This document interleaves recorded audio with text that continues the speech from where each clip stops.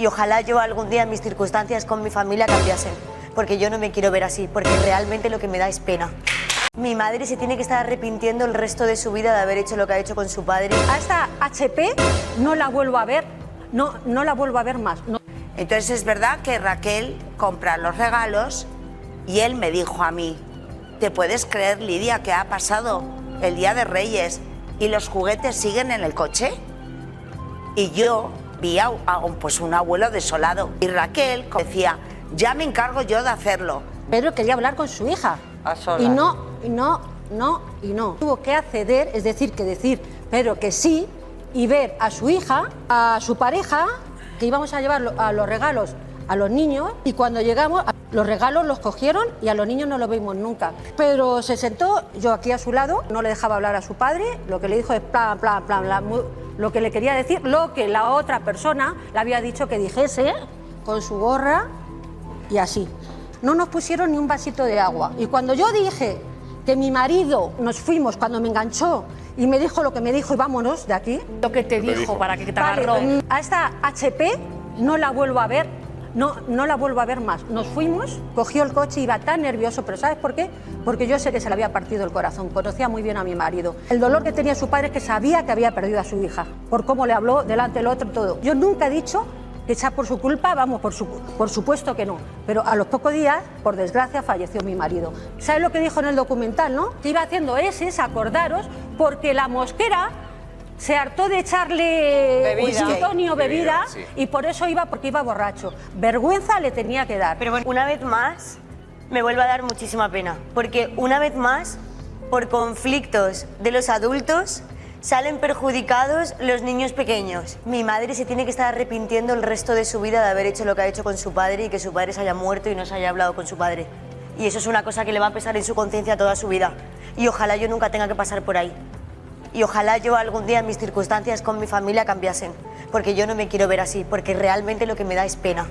De mi abuelo y de una persona tan importante en el mundo del deporte español, yo creo que a lo largo del tiempo tú has demostrado que realmente estuviste con mi abuelo porque estabais enamorados y nunca te aprovechaste de él. Entonces, si alguien tenía ese pensamiento, le has más que callado la boca. Cuando he sido adulta, ella se puso en contacto conmigo, volvimos a retomar la relación, que siempre estamos acostumbrados a hablar de mi abuela, pero al final también tener esto aquí en mi mano, de mi abuelo y de una persona tan importante en el mundo del deporte español, me hubiese gustado quizás que las cosas hubiesen sido de otra manera para poder tener las cosas de otra manera, pero gracias a ti pues lo estoy viendo y te lo agradezco porque la verdad que me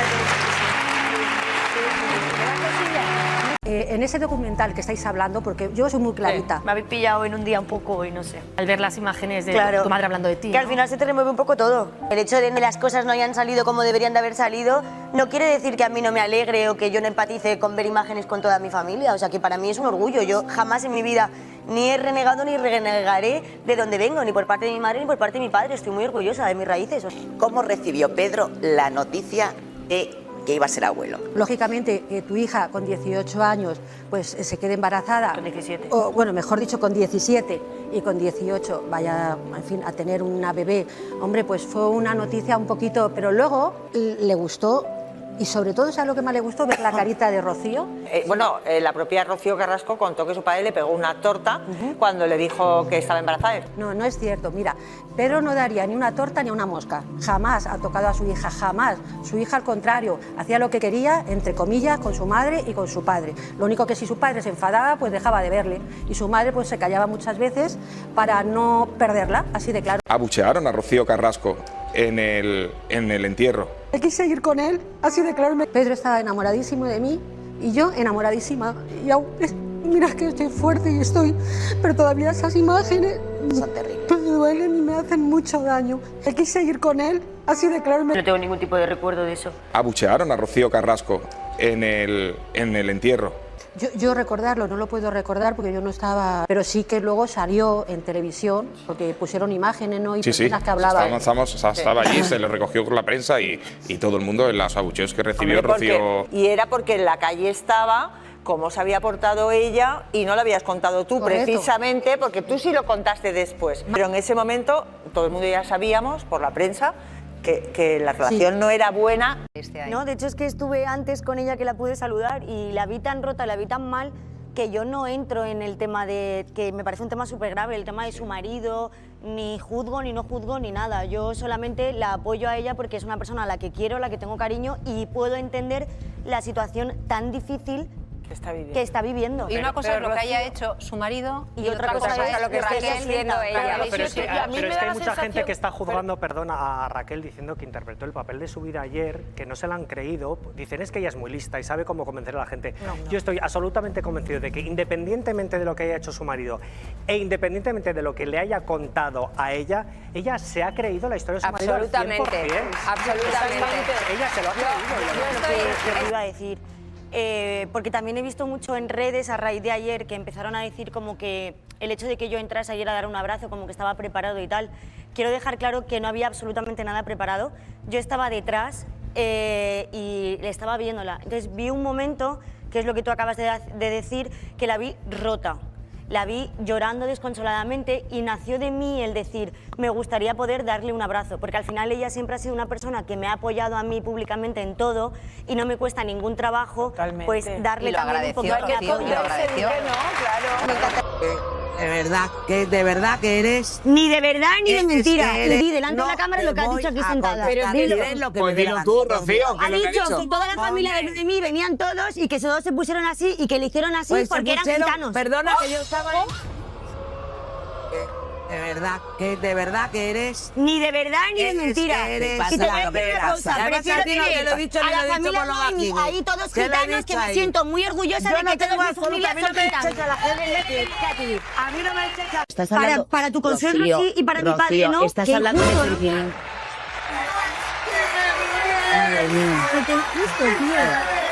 El otro día para tu consuegro tenías que tener el Código Penal y la Constitución en la mano y ahora que yo te estoy diciendo que mi padre en este caso se ha pronunciado la justicia y de que ella no lleva razón, ¿en qué quedamos? Rocío, estás hablando... Para tu consuegro sí y para mi padre no. Estás hablando de sentimiento.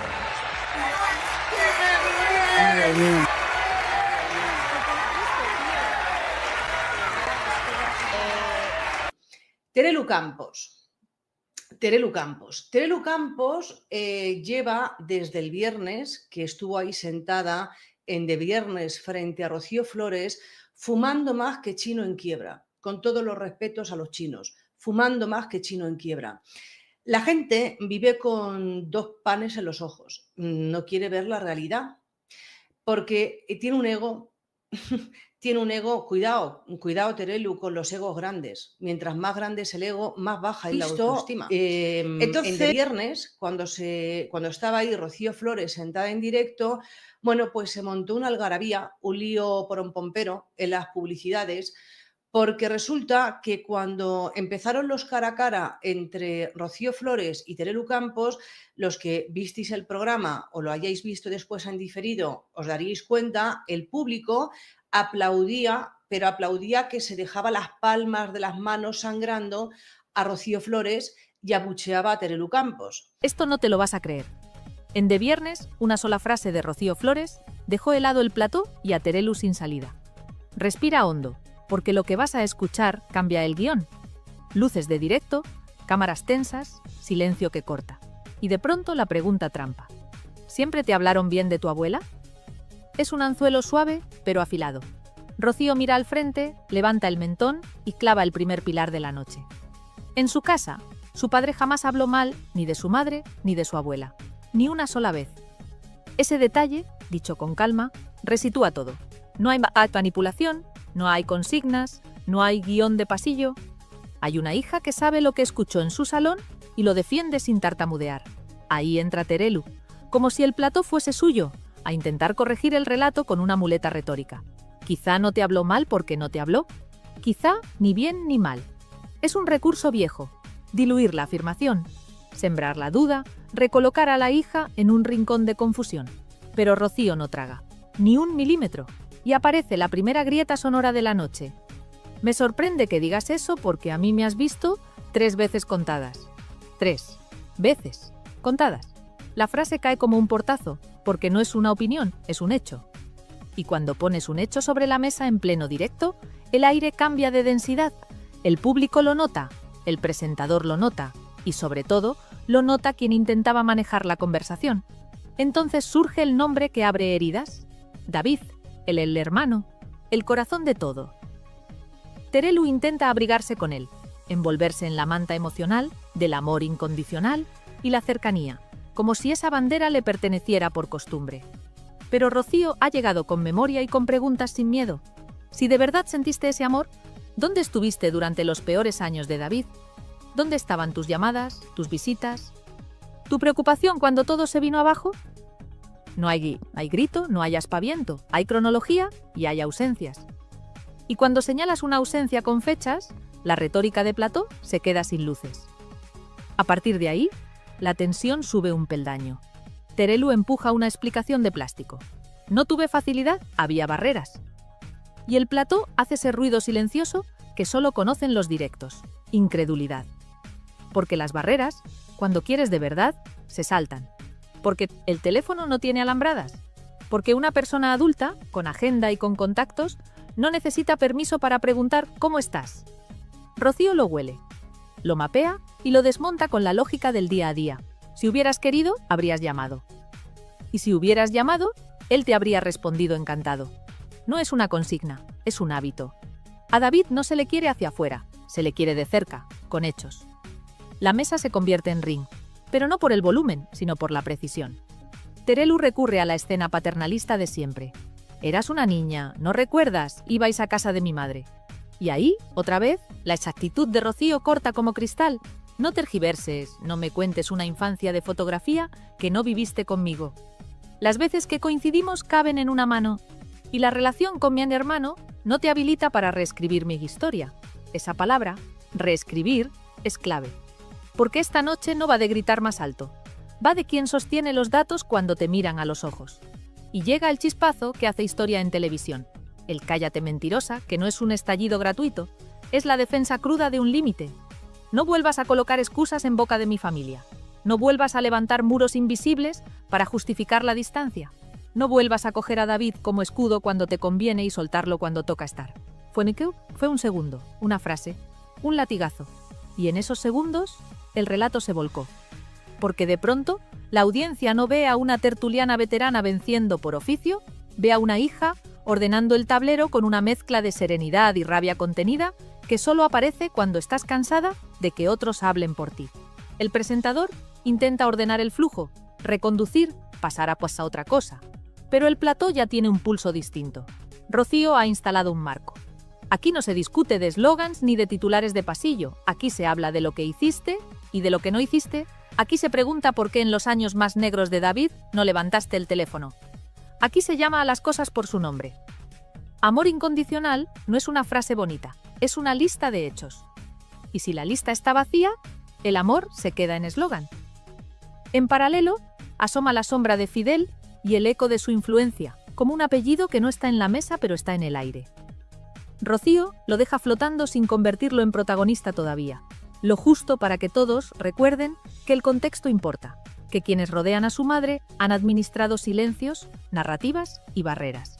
No hace falta subrayarlo, basta con mirarlo de frente durante un par de segundos y seguir.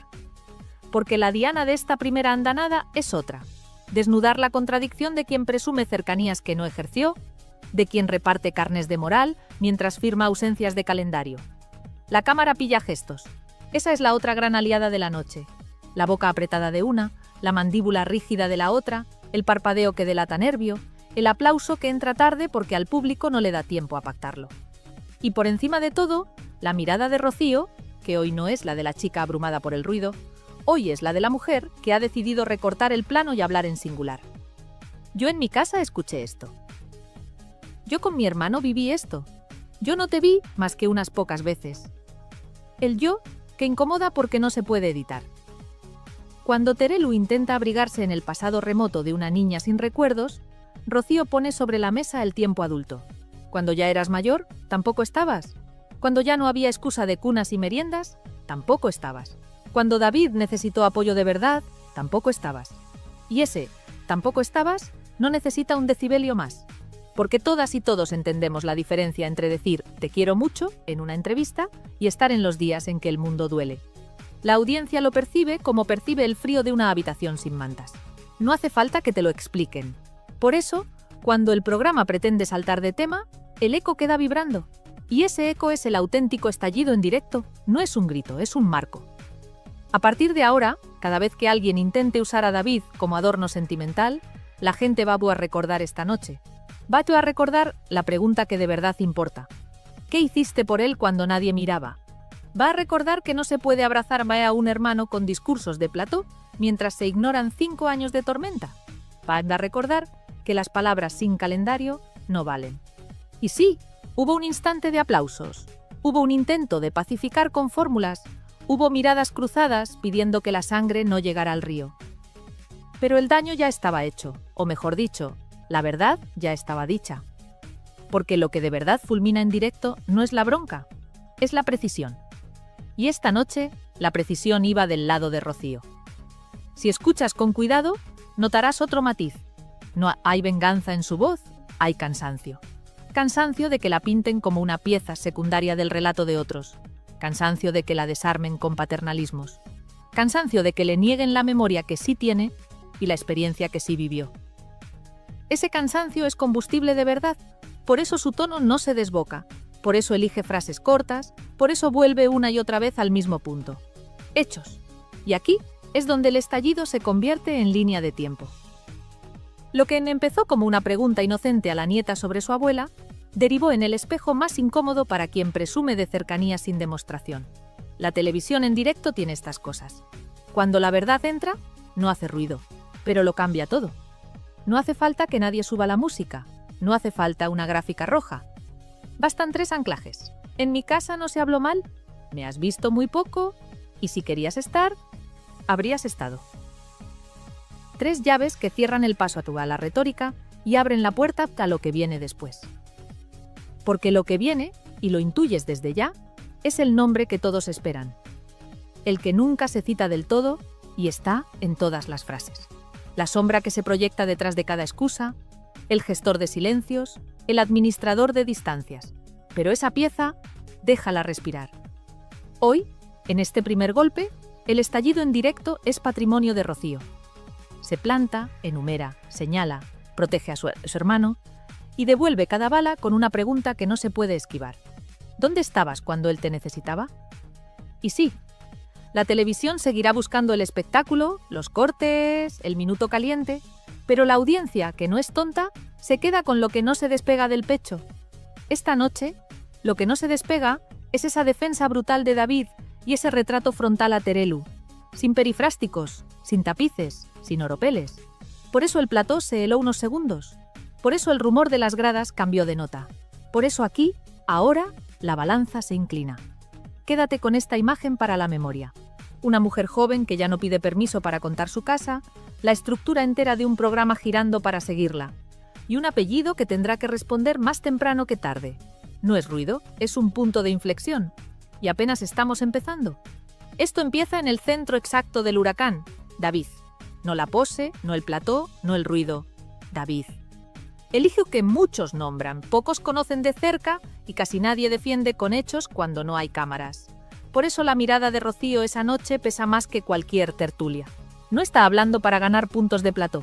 Está hablando para que por fin se entienda qué significa tener a tu hermano presente todos los días de tu vida sin necesidad de pancartas, ni consignas, ni frases comerciales de amor incondicional. Presente es despertarte y saber qué música eligió. Presente es reconocer qué canción de tu abuela le enciende la sonrisa. Presente es ajustar la casa a sus ritmos, a sus miedos, a sus costumbres. Presente es estar cuando la semana se pone cuesta arriba. Y cuando uno vive eso, cuando lo sostiene en silencio y durante años, no acepta que nadie se cuelgue una medalla a toro pasado. Ahí es donde la voz de Rocío se hace más firme que nunca. Porque el relato bonito se escribe fácil. Yo le quiero muchísimo. Yo lo he tenido siempre muy presente. Yo sé lo que ese niño adora a su abuela. Claro que suena bien, pero presente no es un discurso. Presente es una lista. ¿Dónde estabas cuando él necesitó una llamada a media tarde? ¿Dónde estabas cuando hubo que aclarar una cita, un trámite, una duda que a ti te lleva 5 minutos y a él le puede bloquear el día entero? ¿Dónde estabas en esos años negros que no se televisaron? Rocío no lo formula como una acusación sin pruebas. Lo formula como quien lleva el calendario tatuado en la espalda. No habla de titulares, habla de hábitos. Y en su lista Terelu no aparece, por eso duele, porque no discute cariño, discute presencia. Se nota en cómo define a su hermano. No lo usa de parapeto, no lo adorna, no lo convierte en una excusa para atacar a nadie. Habla de su música, de sus fotos, de los vídeos que repite una y otra vez para mantener viva a la abuela que él convirtió en faro. Habla de rutinas que quienes no han estado dentro jamás entenderán del todo. Habla de esa manera tan cotidiana y a la vez tan decisiva de querer a alguien. Afinar la casa para que todo le sea un poco más fácil. Y cuando alguien bien, desde el sofá del prestigio mediático, pretende corregirle la memoria, Rocío levanta el freno de mano. Porque la memoria aquí no es una foto de archivo, es la vida diaria. Y la vida diaria no miente. Hay una trampa muy común en televisión, convertir la falta de hechos en un discurso de obstáculos. No tuve facilidad. Había barreras. No pude por circunstancias. Palabras que alivian conciencia, pero no cambian realidades. Rocío escucha esas frases y las atraviesa con la lógica más simple, la que duele porque no puede rebatirse sin caer en el ridículo. Cuando de verdad quieres, encuentras el modo. El teléfono de David no está en un búnker. La preocupación no pide permisos. Si hubieras querido de verdad, habrías llamado. Y él te habría respondido encantado. No lo digo yo, lo dice la experiencia de quien vive con él, de quien ajusta su día al suyo, de quien conoce qué le ayuda y qué le descoloca. Por eso, cuando le sueltan que todo fue muy difícil, Rocío responde con la serenidad más cortante. Difícil fue para David, y aún así estuvimos. Difícil fue para su entorno cercano, y aún así no fallamos. Lo demás son excusas. Este punto es clave para entender por qué la balanza se inclina. No porque Rocío grite más alto, sino porque ofrece anclajes concretos. 3 anclajes que rompen cualquier niebla. En su casa nunca se habló mal ni de su madre ni de su abuela. La supuesta cercanía de quienes hoy la corrigen no existió con ella. Y durante esos años duros de David, quienes presumen de amor no estuvieron. 3 llaves que vuelven al tema de fondo. Se puede querer mucho de boquilla, querer de verdad es cronología. Cuando lo pones en palabras sencillas, se entiende a la primera. Por eso el plató se queda helado, porque no hay manera elegante de salir de ahí sin pedir perdón. Y entonces aparece el otro juego, el de siempre, infantilizarla. Eras una niña, no recuerdas, como si la única memoria válida fuese la que conviene a quien habla. Rocío no compra el truco, porque está bien, de pequeña laguna hay lagunas, pero aquí no se discute el jardín de infancia, aquí se discuten años recientes, aquí se discute el hoy. Y en el hoy, no puedes hablar de vínculo, cuando la persona viva a la que dices amar estuvo atravesando los peores días, y tú no te asomaste ni a preguntar. No hay atajos. No hay, es que no pude. Hay lo que hiciste y lo que no hiciste. Y eso, Rocío lo tiene cristalino. El nombre de David, colocado en el centro, hace que todo lo demás se vea con otra luz. La supuesta autoridad moral de quien ocupa platós se encoge si no va acompañada de hechos verificables. Ese es el giro poderoso de la noche. Rocío desplaza la discusión del terreno de las frases al terreno de las acciones. Y en ese terreno su posición es férrea, no necesita elevar el tono.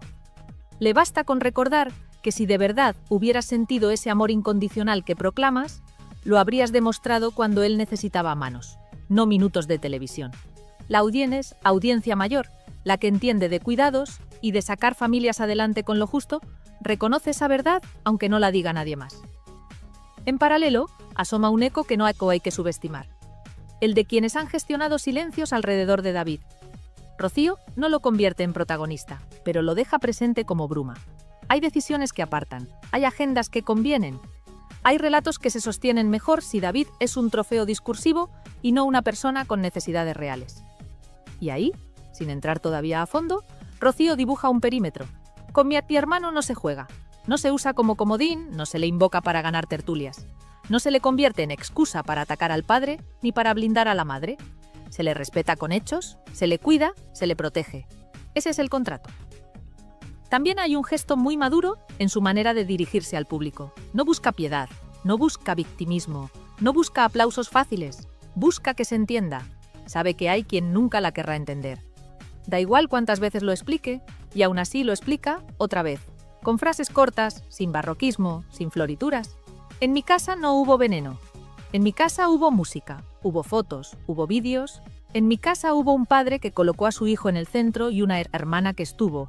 Esa es la estructura que hoy defiende. Esa es la estructura que incomoda a quien pretende reescribir la historia desde el sofá de la superioridad moral. Por eso, cuando se planta y dice que ha coincidido con esa tertuliana 3 veces contadas, la frase funciona como un martillo. No es un insulto, es un dato. Y los datos, cuando sostienen una vida entera, son irrefutables.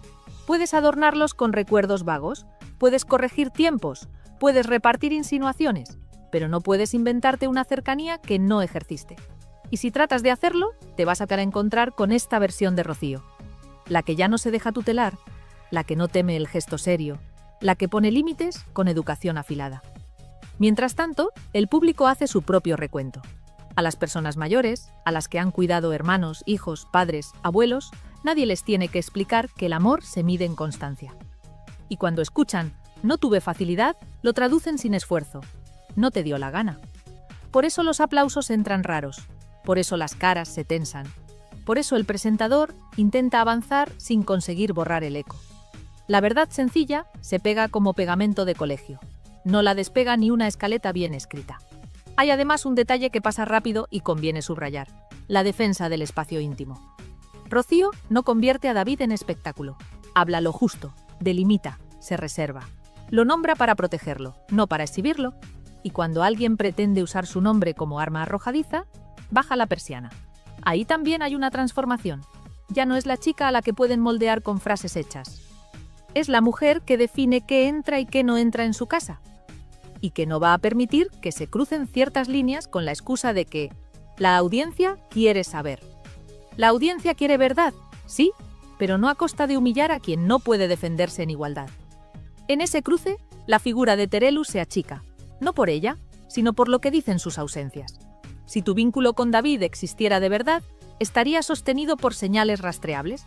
No haría falta que lo defendieras a golpe de plató, no lo convertirías en un argumento de autoridad. Simplemente estaría ahí, y como no está, el discurso se desinfla. El intento de refugiarse en la memoria de cuando la niña era muy pequeña no salva el presente.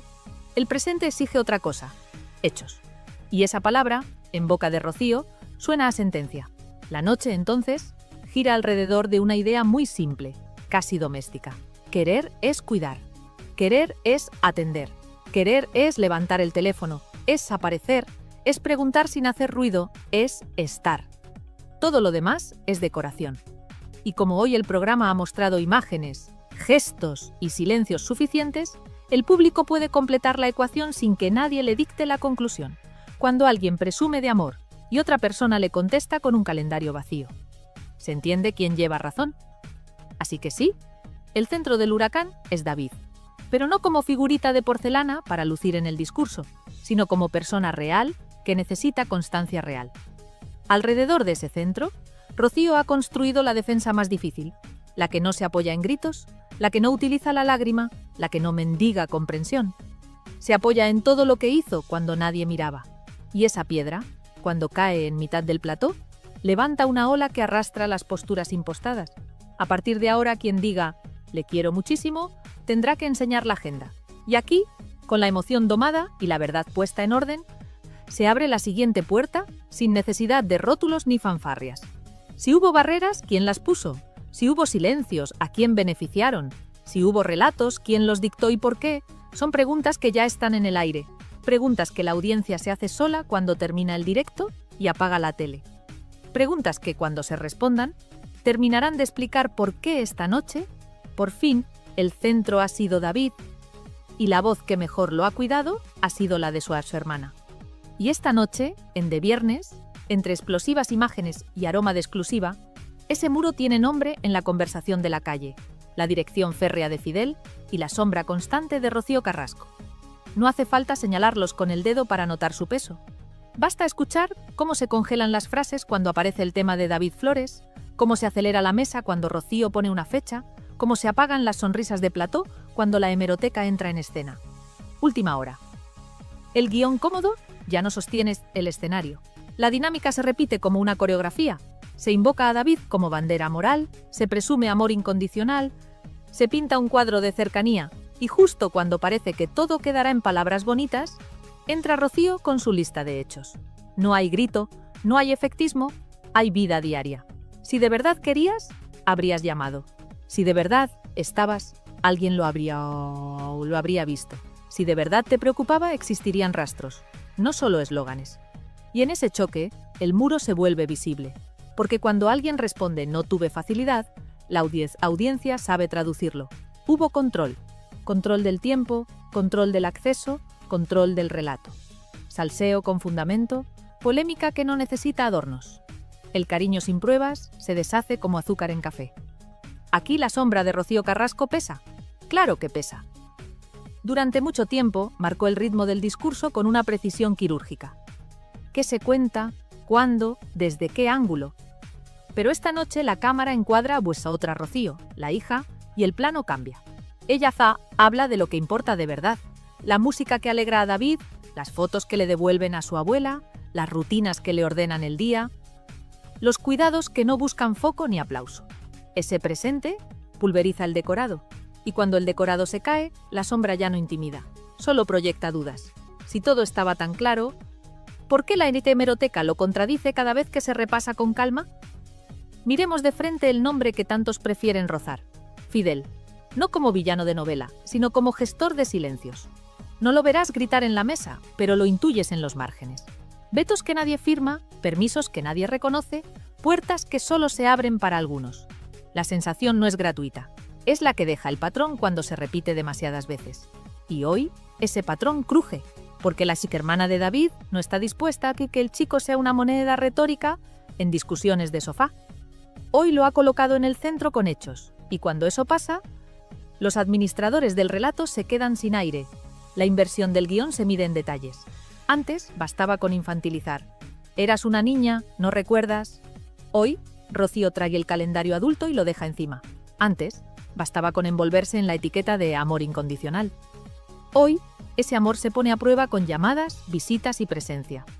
Antes, bastaba con rodear a David de palabras grandes. Hoy, su nombre solo cabe en el cuidado real. Y ahí, el muro, por muy alto que pretendan, se resquebraja, porque ningún control vence a la evidencia cuando la evidencia es cotidiana. Hay un momento, lo has visto, en que la mesa intenta apagar el incendio cambiando de tema. Demasiado tarde. La audiencia ya ha olido la verdad. En De Viernes han aparecido explosivas imágenes, sí, pero lo verdaderamente explosivo ha sido ver a una hija noquear con 3 ideas sencillas la retórica de años. En su casa no hubo veneno contra su madre ni contra su abuela. Las supuestas cercanías con ella fueron, como mucho, roces ocasionales. Y con David, el amor se demuestra en calendario. 3 llaves, 3 martillazos, 3 razones por las que hoy el relato hegemónico pierde brillo. Y cuando el brillo se apaga, aparece lo que de verdad importa, la coherencia. Si repites que no pudiste durante tantos años, pero nunca dices por qué, la gente entiende que no quisiste. Si afirmas que le quieres infinito, pero nadie te vio en los peores días, la gente entiende que preferiste el plató. Si prometes que cuando pase todo, estarás, pero nunca pasa, la gente entiende que no tienes intención de moverte. Por eso la cara de Terelu se quedó sin réplica cuando escuchó: si de verdad hubieras sentido amor incondicional por mi hermano, te habrías preocupado por él. No hay discurso que tape esa frase. Y ese silencio vale más que 1000 tertulias. A partir de aquí, el control cambia de manos. Lo notas en el ritmo. Rocío no reacciona, conduce. No corre, marca el paso. No se pierde en la niebla, enciende faros. Hemeroteca, pruebas, presente. Su tono no se arruga, su gesto no pide permiso, su vocabulario no apela al drama gratis. Esta es la pieza del puzzle que muchos no esperaban. Una mujer joven que ha aprendido a jugar sin trampas y que ya no está dispuesta a dejar que la tutelen desde el sofá. En la tele, cuando alguien entra con verdad doméstica, el guión profesional se hace pequeño. Última hora real. La balanza mediática se ha movido. No confundas firmeza con rencor. ¿Hay cansancio? Claro que lo hay. Cansancio de escuchar que no recuerda cuando sí recuerda. Cansancio de que usen a su exhermano para ganar un punto y lo suelten en cuanto el corte acaba. Cansancio de ver cómo los muros se justifican con eufemismos. Ese cansancio no grita, ordena. Y al ordenar, arrasa. Por eso, cuando la mesa intenta llevarla a la anécdota, ella la devuelve al núcleo. la vida de David. Por eso cuando el plató busca el titular, ella obliga a hablar de hechos. Por eso cuando llegan los aplausos enlatados, la audiencia en casa se queda pensando. No hay nada más poderoso que una verdad sencilla en horario de máxima tensión. A medida que avanza el tramo, el papel de la sombra cambia. Aquello que antes imponía, ahora explica. Explica por qué hubo tantas frases crípticas, por qué los no puedo hablar sonaban a manual, por qué tantas veces la conversación se estrellaba en el mismo muro. Y sin embargo, al exponerlo, Rocío no convierte a nadie en monstruo. No lo necesita. Le basta con señalar el daño. Convertir a David en un recurso en lugar de una prioridad. Esa formulación es demoledora, porque coloca el foco donde duele y donde sana, en el chico, no en el espectáculo. La pregunta ya no es si hubo barreras. La pregunta es quién se atreve a derribarlas. Y aquí está la otra gran noticia de la noche. Hay una puerta abierta. Cuando Rocío dice que su hermano tiene muy presente a su abuela con fotos, canciones y vídeos, no está solo dando un dato, está tendiendo un puente. Cualquiera que quiera de verdad, sin postureo, puede cruzarlo. Sin cámaras, sin tweets, sin frases hechas. Un mensaje, una llamada, una visita. Si hay voluntad, el muro cae. Si no la hay, el muro se vuelve espejo, y en el espejo se ve el relato vacío. Lo ves también en la reacción del público. La audiencia del corazón no es ingenua. Distingue un arrebato de una convicción, y esta noche ha visto convicción. Ha visto a una hermana blindar a su hermano, ha visto a una hija nombrar a su abuela desde el amor, ha visto a una mujer poner límites sin necesidad de incendiarlo todo. Ese tipo de verdad genera fidelidad. Por eso, cuando el programa cambie de tema mañana, el eco seguirá. Porque no depende del rótulo, depende de lo que se quedó pegado en el pecho. Y lo que se pegó es muy claro. Con David no se juega. Decíamos al inicio que la sombra y el muro mandaban. Ya no. Hoy manda la coherencia, hoy manda la hemeroteca, hoy manda el presente. Y eso obliga a reposicionar a todos. Terelu tendrá que decidir si sigue sosteniendo una cercanía que no se ve o si prefiere dar un paso hacia la realidad y construirla de verdad. La sombra de Rocío Carrasco tendrá que decidir si su discurso admite fisuras y rectificaciones o si continuará encerrado en la versión que más le conviene. Y el gestor silencioso, si lo hay, tendrá que aceptar que el control tiene fecha de caducidad cuando la gente despierta. La palabra clave es reparar. Reparar no es un comunicado ni una exclusiva. Reparar es trabajo de hormiga, de día sí y día también. La buena noticia es que aún se puede. Siempre se puede, mientras haya ganas. Nadie ha pedido humillaciones públicas ni golpes de pecho en prime time. Lo que se ha pedido, con una contundencia que heló el estudio, es respeto, presencia y verdad. Si eso entra por la puerta, todo lo demás encuentra sitio. Si no entra, el ruido seguirá, pero cada vez convencerá menos. Y ahora sí, cierre de los que hacen historia, sin trampa ni cartón. Esta noche, en De Viernes, la inversión del relato ha sido total. Rocío Flores ha tomado el control, hablando de lo único que resiste cualquier huracán mediático, la vida real. Conductas no tienen justificación ninguna. Tal cual está el país con estos temas tan delicados, me parece una vergüenza que lleguen a estos límites y bajo mi punto de vista deberían de estar los dos en su casa de manera disciplinaria.